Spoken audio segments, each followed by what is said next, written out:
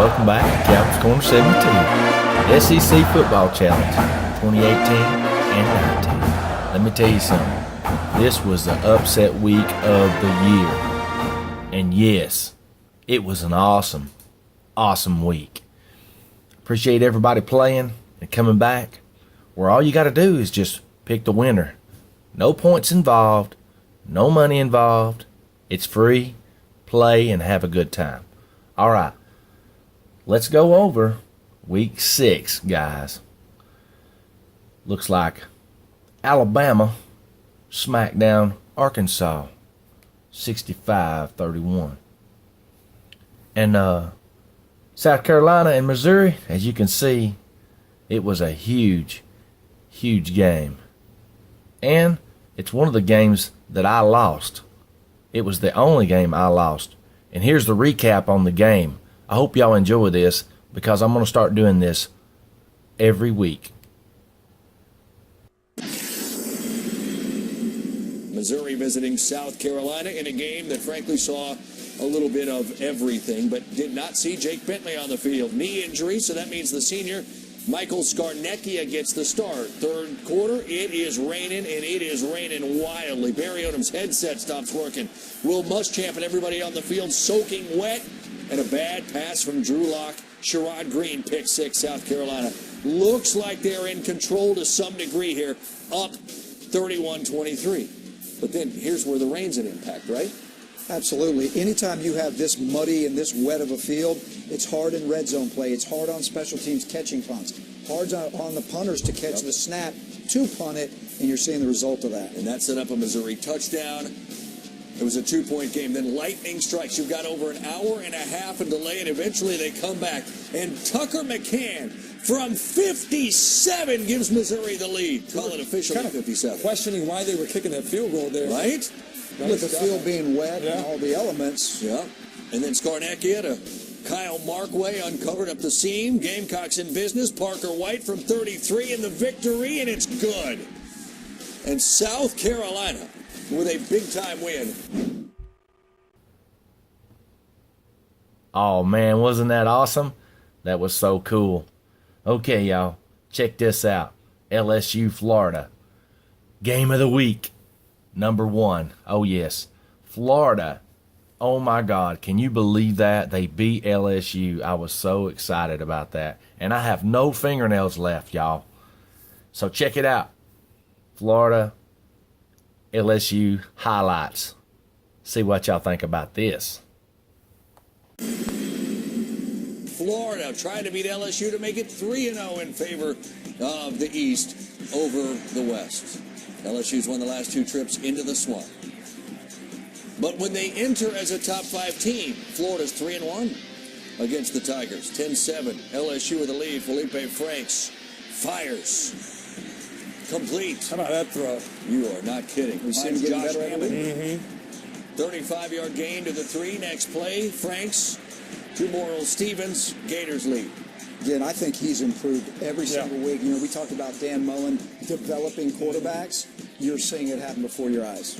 All right, 14-13, we go to the 4th. 1st and 10 from the 20. Nick Brossette breaks one for 31. Florida had been really good against the run up until this point. Then 2 big gashing runs against that defense set LSU up for a touchdown. Absolutely. After the 31, Brossette breaks one for 47. In fact, on the drive, he had 79 of his 95 yards on the day. This is how the drive finishes. 1 yard and in. They go for 2, don't get it. 19-14, LSU with the lead on the road. So now Florida forced to respond again. 2nd and 10, Franks down the sideline. Van Jefferson, good grab. I saw some receivers make some plays today, some contested plays, something we haven't seen a lot from this Florida group of wide receivers in the past. This is the beginning of a stretch for LSU of 4 straight against FPI top 20 teams. And look at Franks follow his blocker. 3rd and 7, picks up the first. I thought that was a great call on the 3rd and 7 when everybody's expecting pass. They go with a quarterback run with the extra blocker. Great call. Better call right here. Former pitcher right there, left-handed pitcher, used to throw 92 miles an hour, except he didn't know where it was going. Well, he knew where this one going, found his quarterback, wide open. Love the play design. Even more so, love the guts to call that play in that situation. Lucas Kroll pitched at Arkansas. Now he's a Gator receiver turned passer in that particular play. Florida then, LaMichael Pirine punches it in, gives them the lead. They go for two, don't get it, so it's a 1-point Gator lead, 20-19, and the Swamp is absolutely jumping. Same score, under 2 to go, 3rd and 4 LSU. Burrow picked by Brad Stewart, who takes it to the house, and it's an 8-point Gator lead. When you start to play great defense, then you can close games out with defense. And Florida did that today. Every week they're getting better. This is a great job by Stewart. Great just sense of the game, feeling the game and making a play really to seal the deal. It's a young secondary for Florida, too. These guys stepped up and made big plays in back-to-back weeks. That was Burrow's first interception, by the way, of the season. Burrow then to Derek Dillon, gain of 23 on 4th and 19. Tigers still alive, but another 4th down. 4th and 10. Burrow, told you about his first pick.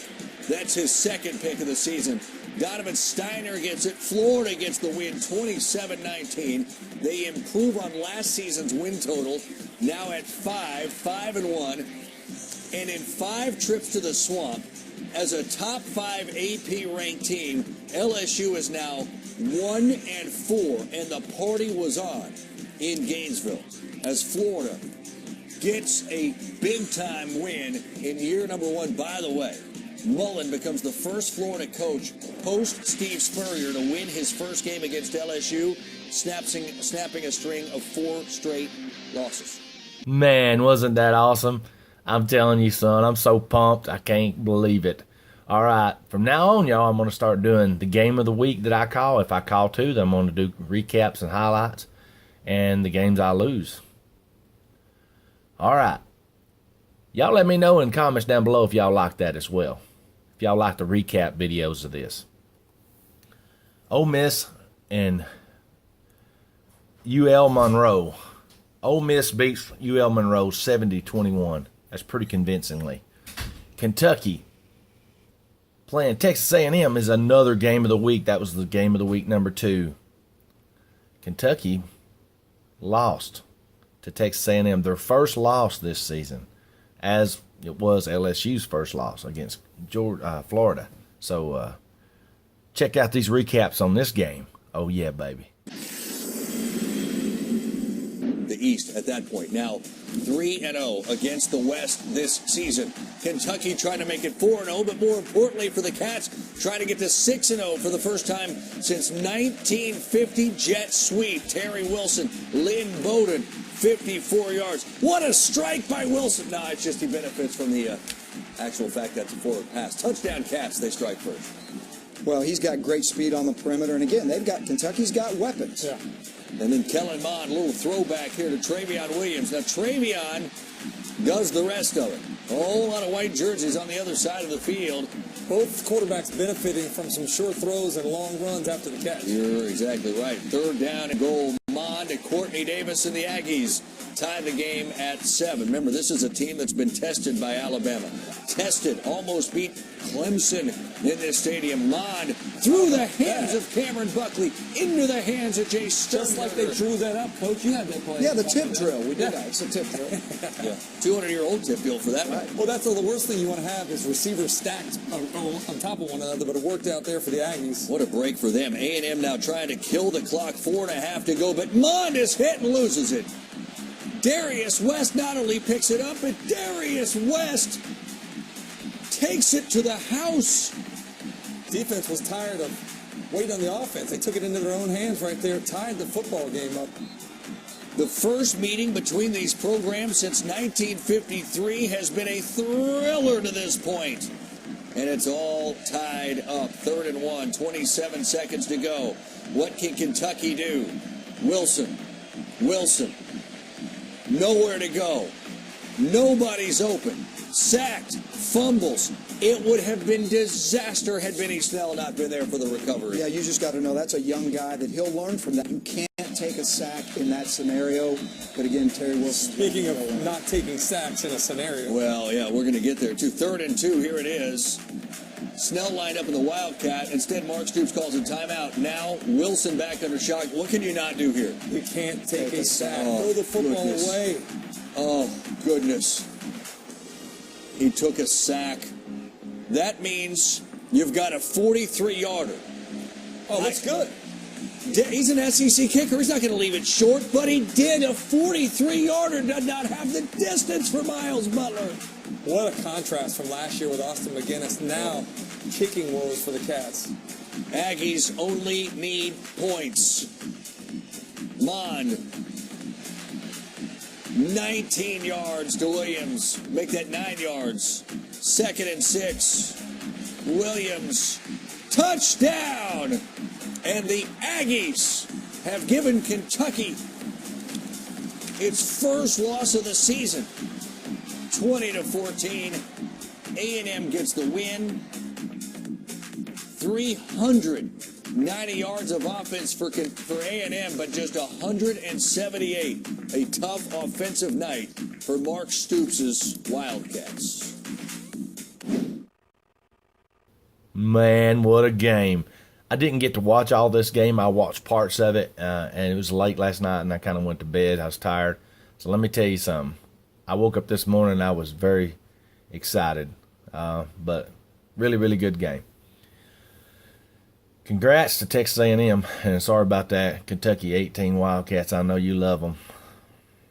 Auburn and Mississippi State. Yeah, well, you know, Auburn did pretty good, but like I said last week, you know, Mississippi State, they ain't shabby. So they won 23-9.